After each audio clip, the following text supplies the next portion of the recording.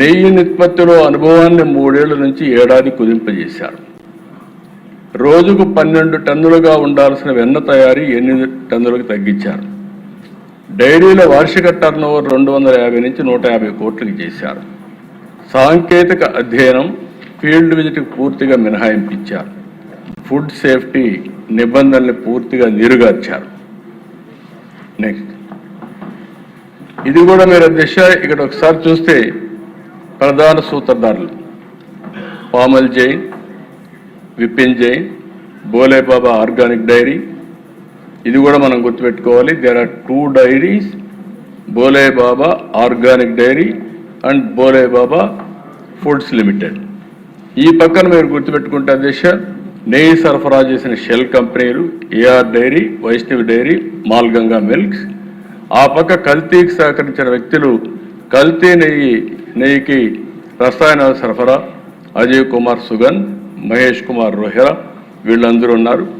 Bank అకౌంట్లో 4,69,00,000 రూపాయలు లంచం డబ్బుతో దొరికిపోయిన TTD board chairman PA Chinnappanna కల్తీ నెయ్యి సరఫరాకి సహకారం అందించింది కూడా చిన్నప్పన్న అని చెప్పి చాలా స్పష్టంగా మనకు ఒక ఐడియా వస్తుంది. నెక్స్ట్,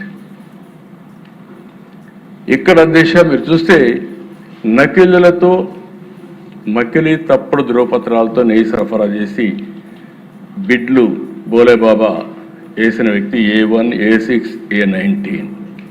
తప్పుడు రిటర్న్తో టీటీడీని ఏ విధంగా మోసం చేశారు, దాంట్లో రిటర్న్స్లో తేడాలు, ఆన్లైన్ ఫిజికల్ రిటర్న్ల వ్యత్యాసాలు, ల్యాబ్ నివేదికల ఫోర్జరీ, అపెక్స్ ల్యాబ్ పేరుతో ఫోర్జరీ నివేదిక, మాల్గంగా సంస్థ శాంపిళ్ళు ఇవ్వకుండా దొంగ రిపోర్టు పంపించడం.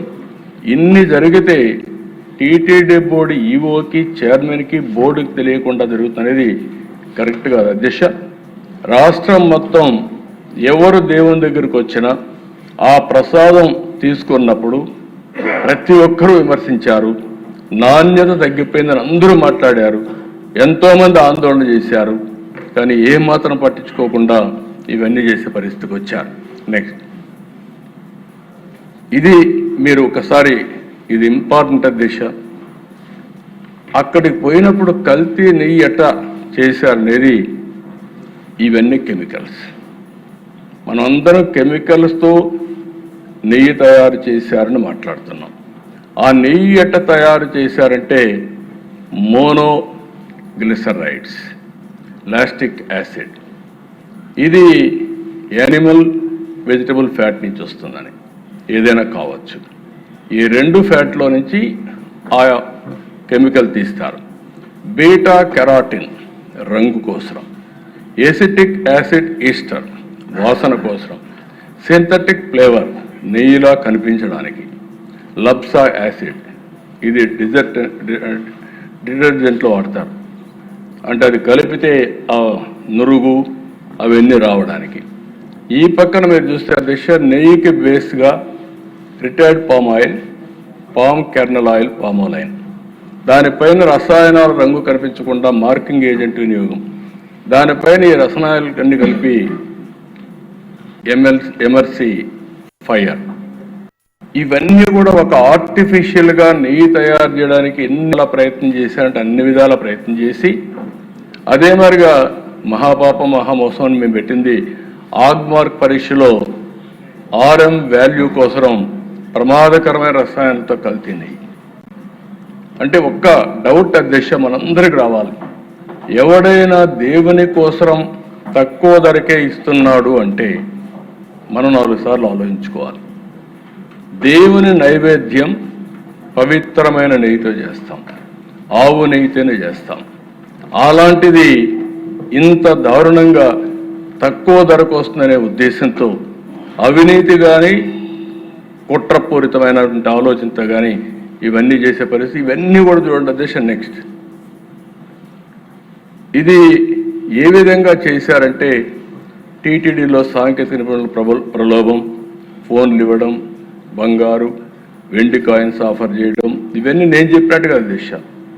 ఇవన్నీ కూడా ఏదైతే ఛార్జ్ షీట్ వేశారో ఛార్జ్ షీట్లో వేసినటువంటి విషయాలన్నీ ప్లాంట్ తనిఖీల్లో అనుకూల నివేదికలు ఇప్పించిన టీటీడీ నిపుణులు బత్తుల సురేంద్రనాథ్, డాక్టర్ కులకర్ణి, రావులకి లంచాలేరా, కిలోని 25 రూపాయలు డిమాండ్ చేసిన చిన్నప్పన్న, అదే సమయం నెగటివ్ రిపోర్టు తొక్కిపెట్టిన గోడౌన్ సిబ్బంది, ఇవన్నీ కూడా ఒక పద్ధతి ప్రకారం వాళ్ళందరికీ ప్రోటోకాల్ దర్శనాలు, ఇవన్నీ చేసి ఎంత మ్యానిపులేషన్ చేశారంటే ఒకసారి తలుచుకుంటేనే బాధ, ఆవేదన, ఆవేశం కూడా వస్తుంది. దిశ ఇలాంటివన్నీ చేసే పరిస్థితికి వచ్చారు.